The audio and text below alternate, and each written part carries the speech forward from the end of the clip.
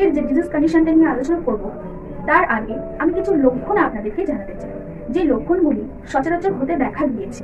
আমি আপনাদের ভাষায় আপনাদের মতো করে বোঝাবো। ভিডিও শুরুতেই যে লক্ষণগুলি বলছি সেগুলি হলো টিংলিং, নামনেস, বার্নিং পেন। এবার আপনি হয়তো ভাবছেন টিংলিং, নামনেস, বার্নিং পেন এগুলো কি ধরনের সিমটম।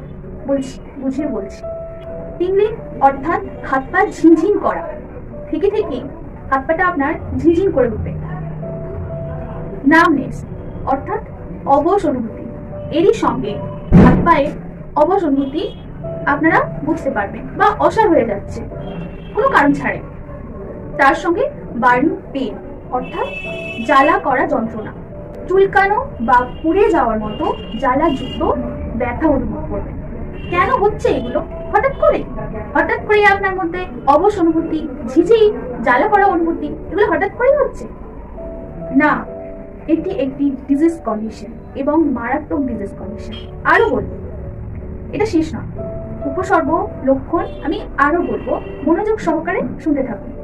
এর সঙ্গেই থাকবে হাইপার সেন্সিটিভিটি অর্থাৎ একটু ছোঁয়াতেই ব্যথা অনুভব করা, হালকা একটু লাগলেই প্রচন্ড জোরে ব্যথা অনুভব করবেন আপনি।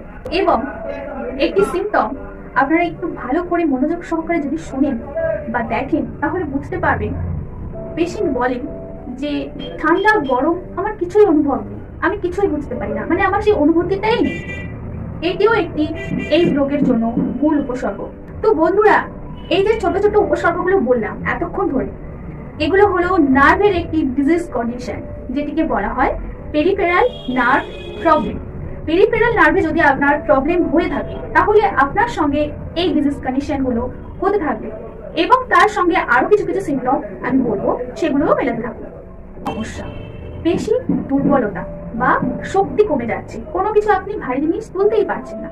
হয়তো জিনিসটি খুবই সহজ, হয়তো জিনিসটি খুবই হালকা, যেটা ইজিলি তুলে নেওয়া যায়, আপনি পারেন সেটি তুলতে কিন্তু পারছেন না সেটি তুলতে। এটিও নার্ভের একটি প্রবলেম। অনুভূতি হচ্ছে, খিঁচুনি অনুভূতি হচ্ছে, তার সঙ্গে হাঁটতে গেলে, চলাফেরা করতে গেলে একটি সমস্যা দেখা দিচ্ছে, খুবই কষ্ট করতে হচ্ছে আপনাকে এখান থেকে ওইটুকু হেঁটে যেতে।